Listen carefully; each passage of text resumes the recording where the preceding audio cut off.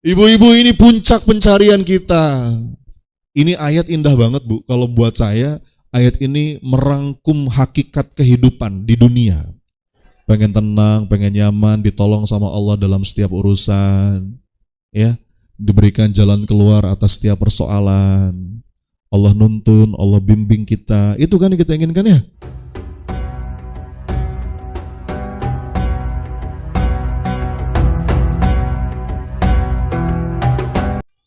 Hari ini rezeki ketenangan itu rezeki yang paling mahal. Setuju gak nih? Dan bukankah ini yang paling kita cari dalam hidup? Ya. Saya kemarin sempat baca salah satu tulisan di Instagram, ya. Ada salah seorang kawan yang posting satu tulisan. Tulisannya bagus banget. Kira-kira bunyinya begini. Makin kita tua, makin kita dewasa, kita tuh semakin sadar bahwa ternyata yang kita inginkan tuh sebetulnya sederhana. Apa sih, Bu, yang paling kita inginkan dalam hidup? Sederhana kok. Kita pengen tenang, betul ya, Bu? Pengen tenang, pengen nyaman, ditolong sama Allah dalam setiap urusan, ya, diberikan jalan keluar atas setiap persoalan. Allah nuntun, Allah bimbing kita. Itu kan yang kita inginkan, ya. Maka ini rezeki yang mahal. Dan pada akhirnya kalau menurut saya, ibu-ibu, ini tuh puncak pencapaian kita sebagai manusia. Jadi gini, saya akan mulai dengan ada beberapa tingkatan pencarian kita sebagai manusia. Karena fitrahnya kita mencari sesuatu. Betul nggak, Bu? Fitrahnya kita itu sebagai manusia, sebagai makhluknya Allah, sebagai hambanya Allah, kita tuh pasti nyari sesuatu. Pasti ada yang sedang ibu-ibu cari. Nyari apa, Bu? Bu, cari apa, Bu? Ada beberapa tingkatan. Ada beberapa level nih, Bu. Level yang paling dasar, secara psikologis ya, kita tuh nyari senang. Nyari apa? Senang.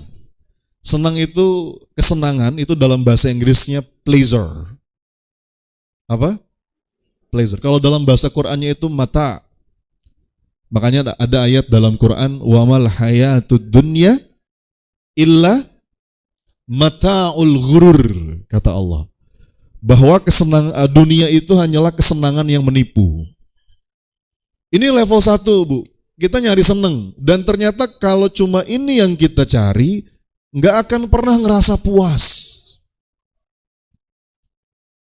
Itulah kenapa dalam bahasa Quran itu wa mal hayatud dunya illa mata'ul ghurur. Kesenangan yang memperdaya, kesenangan yang menipu, karena gak ada habisnya. Gak ada habisnya. Bahkan analogi ya, Bu, dalam Quran surat Al-Hadid kalau saya gak salah, bunyi ayatnya begini. Ini analogi yang Allah pakai itu indah sekali. A'udzubillahi minasyaitonirrajim. I'lamu annamal hayatud dunya la'ibun walahun wa zinatun wa tafakhurum bainakum wa takathurum fil amwali wal aulad kamathali ghaisin a'jabal kuffara nabatuhu thumma yahiju fatarahu musfarra thumma yakunu hutama wa fil akhirati adzabun syadidu wa maghfiratun minallahi wa ridwan wa mal hayatud dunya illa mata'ul ghurur. Shadaqallahul azim. Ini ayat indah banget, Bu. Kalau buat saya, ayat ini merangkum hakikat kehidupan di dunia. Bahwa kata Allah, i'lamu, ketahuilah, annamal hayatud dunya la'ibun walahwun wazinatun. Dunia itu permainan aja. Senda gurau, perhiasan, saling berbangga-bangga di antara kalian dengan jumlah harta, saling berbangga-bangga di antara kalian dengan jumlah anak, berbangga dengan jumlah followers. Apalagi, Bu? Itulah dunia. Dan yang menarik, permisalan yang Allah gunakan. Kamathali ghaisin a'jabal kuffara nabatuhu thumma yahiju fatarahu thumma yakunu hutama. Jadi permisalannya itu kata Allah, kehidupan dunia itu Persis seperti seseorang yang punya kebun, kebunnya itu disirami hujan, lalu kemudian kebunnya itu subur, hijau, bagus, indah, dan membuat si pemilik kebunnya itu kagum. Kebunku bagus banget, Masya Allah, kebunku indah. Tapi habis itu lama-lama kebunnya jadi kuning, kering. Dah, segitu aja. Gini deh, saya kasih analogi yang lain supaya ibu-ibu bisa lebih nangkap. Saya mau nanya, Bu, pernah nggak nganterin anak, atau mungkin cucu, atau mungkin keponakan, pokoknya anak kecil, pernah nggak Anda nganterin seorang anak beli mainan ke toko mainan? Pernah, Bu? Pernah. Coba Anda perhatikan ekspresinya. Ketika pertama kali diajak masuk ke toko mainan, gimana, Bu, ekspresinya? Waduh.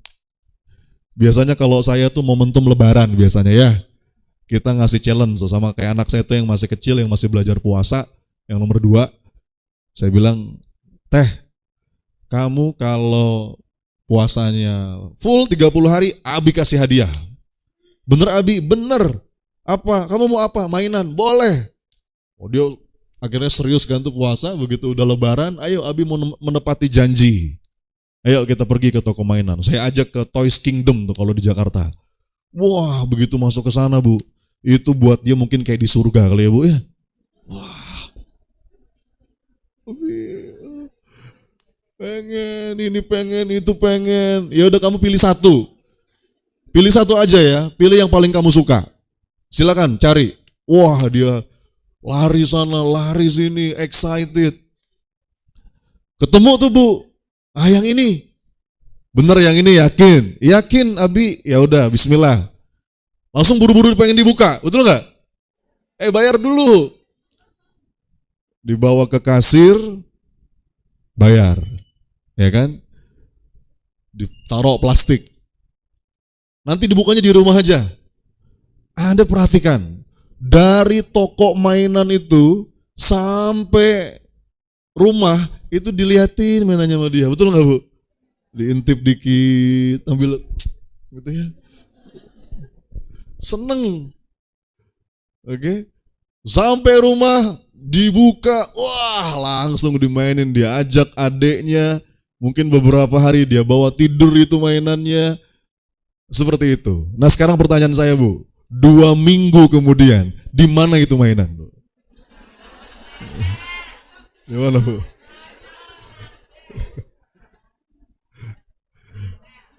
Apa, Bu? Meretel ya, itu bahasa apa itu?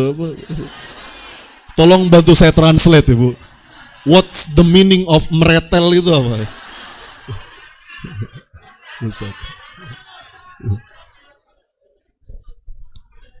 Mohon maaf ya, Bu ya, saya bukan orang Jawa jadi saya nggak ngerti.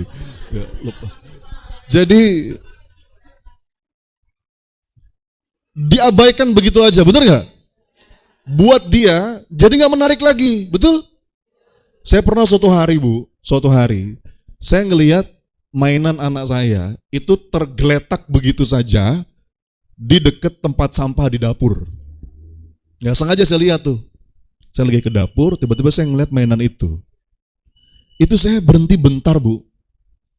Dan saya menatap mainan itu, dalam hati saya ngomong, ya Allah, Nak, Abi itu masih ingat. Dulu tuh kamu seneng banget sama mainan ini. Tapi kenapa sekarang kok mainan ini kamu abaikan begitu saja? Kenapa kira-kira? Karena buat dia mainan itu sekarang udah kuning, udah kering. Awalnya aja hijau. Betul? Bu, saya mau bilang, dunia apapun judulnya, sok mau ngasih judul apa? Analoginya persis kayak gitu. Persis kayak gitu. Itulah kesenangan, Bu. Pertama kali merintis karir, lulus kuliah mungkin, diterima di sebuah perusahaan, atau mungkin bangun bisnis. Di fase itu kita punya keinginan. Mas, aku tuh kayaknya pengen banget mas punya mobil mas. Oke. Ya nggak usah muluk-muluk mas. Mobil yang biasa-biasa aja saya udah seneng mas. Apa contoh mobil yang biasa? CR-V. Orang Pare beda standarnya bang ya. Lo nggak usah lah mas, saya punya mobil kecil aja tuh apa ya. Avanza itu udah seneng mas. Mobil ini mas nanti bisa saya pakai buat ke pengajian, bisa saya pakai buat ngantar tetangga. Sebetulnya nggak ada yang salah dengan itu, apalagi kalau niatnya positif bagus. Dia punya keinginan pengen punya mobil. Oke, akhirnya kerja keras, didorong oleh keinginannya itu. Siang malam banting tulang sampai linu-linu tulangnya itu. Peras keringat sampai kering kerontang. Kalau kata teman saya P13. Tahu Bu P13? Pergi pagi, pulang petang, pinggang pegel-pegel, pala pusing, penghasilan pas-pasan, potong pajak pula. Ya. Pas pensiun penyakitan. Ya. Berapa tuh P-nya? Kerja keras untuk meraih apa yang dia inginkan. Pengen apa tadi? Mobil. Setelah 1-2 tahun, anggaplah semuanya lancar. Mulus, sukses dia, karirnya bagus, naik jabatan, gaji makin tinggi, amin. Setelah 2 tahun akhirnya kebeli tuh mobil yang udah lama dia kepingin. Cash, gak pakai kredit bu, cash. Dia sabar menunda kesenangan. Dia nabung, setelah 2 tahun akhirnya kebeli. Nah saya mau nanya, pada fase itu kira-kira seneng gak? Jawab, seneng gak? Udah lama nih kepingin, terus kebeli, seneng gak? Seneng lah, masa gak seneng? Seneng gak? Oh, kalau orang Jawa Timur ada suweneng ya. Apa? Suweneng pol. Kalau pedes bukan pedes tapi puedes. Kalau enak bukan enak tapi enak. Itu berarti level berikutnya ya Bu ya. Seneng. Nah, pertanyaan kedua sekarang. Berapa lama senengnya? Ayo. Ayo tebak berapa lama senengnya? Iya Bu. Betul. Ini dikaji oleh para psikolog. Ini dikaji oleh para pakar otak, neuroscientist. Dia bilang begini, ketika seseorang itu terjangkiti sindrom tadi tuh ya, terjebak dalam kesenangan. Istilahnya Bu, kalau istilah kerennya itu hedonic treadmill. Apa? Paradox of hedonism. Wah, coba diulang Bu. Apa artinya? Dilarang merokok segalanya.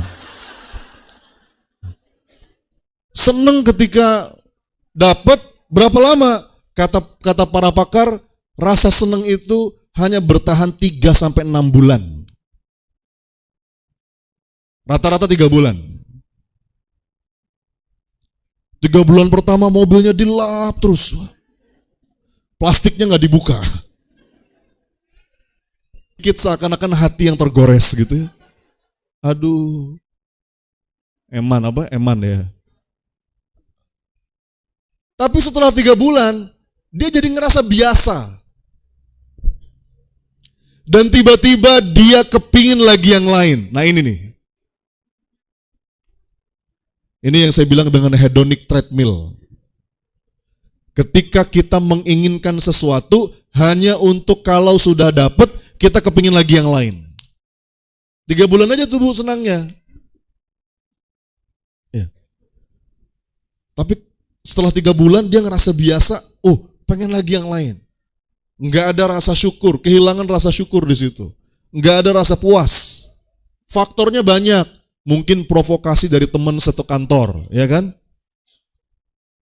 Mas atau Mbak, kamu ini manajer kok mobilnya Avanza. Tahu nggak Bu, Avanza itu mobil yang nggak pernah bisa dibalap sama orang lain. Bener nggak Bu? Coba aja. Ada Avanza depan nih Bu. Kita balap. Terus ada lagi. balap lagi. Terus saking banyaknya ya. Mendadak hilang tuh kebahagiaan dengan Avanzanya. Apalagi habis naik mobil temannya yang lebih bagus. Begitu balik ke mobilnya sendiri, kok jok jadi keras gitu ya. Kehilangan rasa syukur. Oh, untuk kamu nih ya, kamu manajer nih, Mbok, masa jangan Avanza kalau mobil, minimal apa? Oh, Pajero lah gitu. Atau yang Fortuner, Alphard ya Bu. Alphard, gitu ya. Hilang tuh Bu, kebahagiaan dengan Avanzanya hilang tuh. Akhirnya apa? Oke, kerja keras lagi, banting tulang lagi, peras keringat lagi, bangun karir, bangun bisnis. Setelah 1-2 tahun, anggaplah semuanya lancar, sukses. Amin. Penghasilan makin banyak, mungkin cabangnya makin banyak, jabatan makin tinggi. Setelah 2 tahun kemudian, akhirnya dia bisa beli lagi mobil yang lebih tinggi kelasnya. Apa contohnya tadi? Pajero, Fortuner, apapun itu. Cash, pertanyaan saya sama. Pada fase itu kita seneng gak? Jawab, seneng gak? Nah, pertanyaan kedua, berapa lama? Berapa lama Bu? Itu yang namanya kesenangan. Itu namanya apa? Kesenangan. Mungkin sama dengan beberapa di antara kita. Dulu waktu belum nikah ngomongnya gimana? Mas, aku kalau menikah sama dia Mas, aku akan bahagia selama-lamanya Mas. Forever, ever and ever. Begitu menikah berapa lama? Oh, siapa yang ngomong tuh? Kata ibu 3 bulan.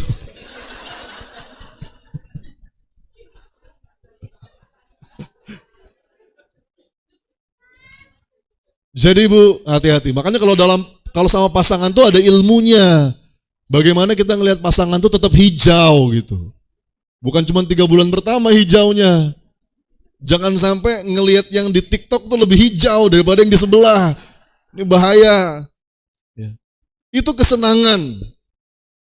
Bunda-bunda sekalian. Ya. Gak ada puasnya. Bahkan kata Nabi SAW, memang salah satu sifat dasarnya manusia tuh gitu. Anak Adam itu Bu, kalau dia punya 1 lembah emas, lembah tahu lembah Bu? Ini bukan toko emas, lembah emas, tahu lembah Bu? Anda punya lembah, itu semuanya emas dan itu milik Anda. Apa kata Rasulullah? Dia pasti kepingin 2 lembah yang lain. Apa Bu?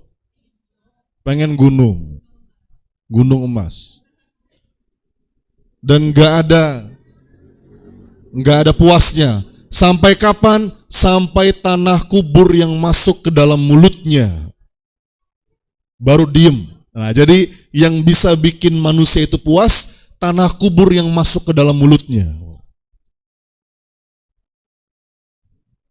Itu kesenangan Bu. Itu kesenangan. Dan basicnya kita begitu, tinggal kita kelola. Memang dijadikan terasa indah kan? Kata Allah, zuyyina linnasi hubbus syahawat minanin wal qanatiril muqantarati minadh dhahabi wal fiddah wal khailil musawwamati wal an'ami wal harth. Memang dijadikan terasa indah ketika ngelihat apa? Segala sesuatu yang sifatnya dunia itu indah Bu. Ngelihat harta, ngelihat emas, indah gak Bu? Lihat toko emas indah Bu? Indah. Pengen punya. Ngelihat pasangan, ngelihat anak-anak, apalagi anak-anak yang soleh ya Bu? Indah. Ya. Ngelihat kendaraan, kuda kalau dalam ayat yang tadi. Kalau kita ngelihat mobil, ngelihat apa, ada kecondongan gitu. Ya, ngelihat hewan ternak, maksudnya apa? Unit-unit bisnis kita kepengen punya. Ngelihat properti, ngelihat tanah kepengen punya. Itulah keindahan. Tapi apa kata Allah? Dzalika mata'ul hayatid dunya. Ya, semua itu kesenangan dunia aja. Ya. Pada akhirnya semua dikembalikan kepada Allah. Jadi itu yang pertama, Bu. Pencarian kita itu yang pertama kesenangan. Apa yang pertama? Kesenangan. Ada yang level 2. Nah ini lebih dalam. Ini lebih dalam.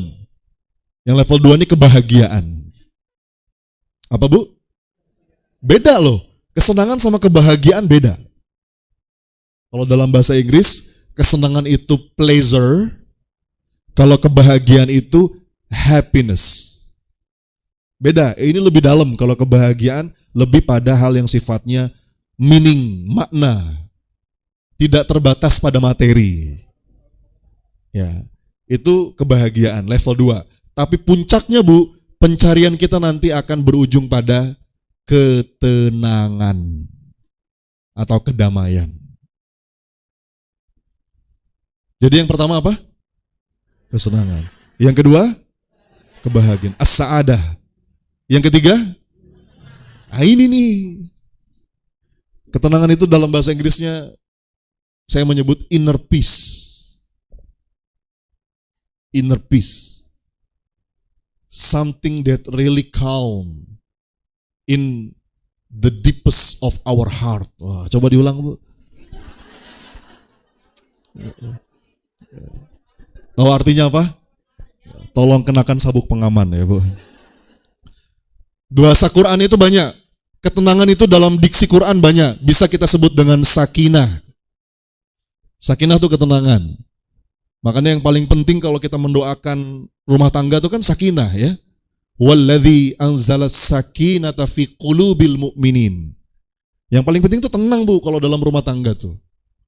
Karena berapa banyak rumah tangga yang tempat tinggalnya besar, mewah, tapi gersang dalamnya. Sakinah, atau juga bisa kita bahasa Quran itu al-itmi'nan. Al-itmi'nan itu akar kata dari mutmainnah atau tumakninah. Kalau dalam sholat itu kan salah satu rukunnya apa, Bu? Tumakninah. Pelan-pelan, tenang gitu ya. Atau mutmainnah, nafs al-mutmainnah, jiwa yang tenang. Ibu-ibu, ini puncak pencarian kita. Bahkan kalau saya ditanya ya, Bu, saya kalau ditanya begini, Mas Sony, apa puncak cita-cita Mas Sony dalam hidup? Saya itu, Bu, kalau ditanya begitu, jawaban saya selalu sama. Apa jawaban saya? Puncak cita-cita saya dalam hidup itu adalah saya pengen banget ketika nanti jatah umur saya sudah habis, saya itu dipanggilnya sama Allah dengan panggilan mesra. Apa itu panggilan mesra? Ya ayyatuhan nafsul mutmainnah. Wahai jiwa-jiwa yang tenang, wahai jiwa-jiwa yang damai, irji'i ila rabbiki radiyatan mardiyah fadkhuli fi ibadi wadkhuli jannati. Aduh, Bu, itu udah puncak sukses, Bu. Itu puncak cita-cita kita dalam hidup. Betul nggak? Sama nggak nih kira-kira? Sama, Bu. Apalagi yang kita cari? Itu udah ukuran sukses tuh. Ketika nanti jatah umur kita habis, Allah tuh manggil kita, wahai jiwa-jiwa yang tenang. Ya ayyatuhan nafsul mutmainnah. Itu, Bu, yang paling kita inginkan ya. Itu yang paling kita inginkan. Masalahnya, bagaimana cara kita mati, kata para ulama, itu tergantung bagaimana cara kita hidup. Jadi kalau kita punya target kita jelas nih sekarang. Kepengen gitu ya, nanti itu kita kan semua pasti mati ya, Bu.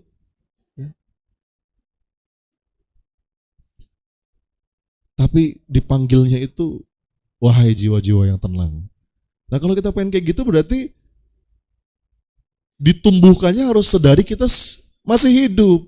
Karena bagaimana cara kita hidup, kata para ulama, itu mencerminkan bagaimana cara kita mati. Itu cuma cerminan akhir aja. Jadi mohon maaf ya Bu, kalau kita misalkan lihat di TikTok atau di Reels atau di YouTube gitu ya, kan suka ada tuh video-video orang yang meninggalnya enak banget. Ada nggak Bu?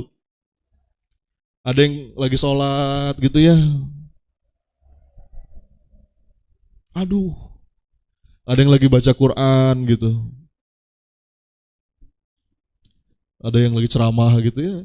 Itu terus terang saya bilang sama istri, ya Allah indah banget gitu. Ya. Dan itu bukan kebetulan, karena memang kebiasaannya kayak gitu. Kebiasaannya kayak begitu. Begitu pula sebaliknya, naudzubillah. Ada orang yang meninggal dalam sedang bermaksiat. Naudzubillah Bu. Iya. Itu bukan ujuk-ujuk, mungkin memang ketika masa hidupnya itu tenggelam dalam aktivitas kemaksiatan sampai akhirnya ujungnya tuh su'ul khatimah, naudzubillah. Makanya perlu kita minta sama Allah, kan kita minta Allahumma inni as'alukal husnul khatimah. Ya Allah, karuniakanlah kepadaku akhir hidup yang baik. Jadi Bu, mutmainnah, nafs al-mutmainnah ini adalah puncak cita-cita kita. Kita sepakati dulu nih, sama nggak kira-kira? Iya Bu. Dan itu harus kita latih, harus kita tumbuhkan sedari kita hidup. Ini butuh latihan. Iya. Bukan serta-merta ujuk-ujuk. Apa kalau bahasa Jawanya tuh? Mak pedundu apa? Saya baru dapat kosakata itu kemarin ya. Waktu di Malang. Apa? Mak pedundu ya. Anda habis ikut kajian 1 jam, habis itu langsung tenang. Gak bisa Bu. Harus ada riyadhahnya. Makanya kan proses belajar tuh Bu ya. Awalnya gak tahu menjadi tahu. Dari tahu jadi mau. Nah, dari mau baru mampu. Ya. Ikut-ikut kajian begini nih Bu. Paling maksimal sampai mau aja. Awalnya nggak tahu jadi tahu. Oke. Kalau cuman dari sekedar nggak tahu menjadi tahu, gampang. Baca buku, nonton YouTube, dengerin ceramah, itu dari nggak tahu menjadi tahu. Tapi nggak cukup. Bagaimana dari tahu menjadi mau? Karena banyak orang tahu sih, tapi dia nggak mau.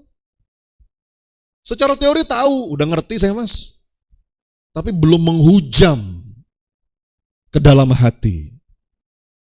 Belum jadi rezeki pemahaman, belum jadi hikmah. Makanya kalau doa mau ngaji Bu, mau belajar, kan gimana doanya? Rabbi zidni, terus ilman warzuqni fahman. Yang kita minta bukan cuma ilmu, tapi rezeki pemahaman. Karena kadang-kadang kita tahu tapi nggak dikasih rezeki pemahaman. Nah, ada level berikutnya dari tahu menjadi mau, bukan cuma sampai sini, tapi sampai sini. Nah itu hidayah yang Allah kasih. Ya. Ketika kita nancep gitu ya, menghujam ke dalam hati, ya Allah, iya. Pengen kayak begitu. Udah mulai ada tekad. Udah mulai ada azam. Ya. Nah, itu mau. Nah, tapi nggak berhenti di situ. Dari mau menuju mampu itu butuh latihan.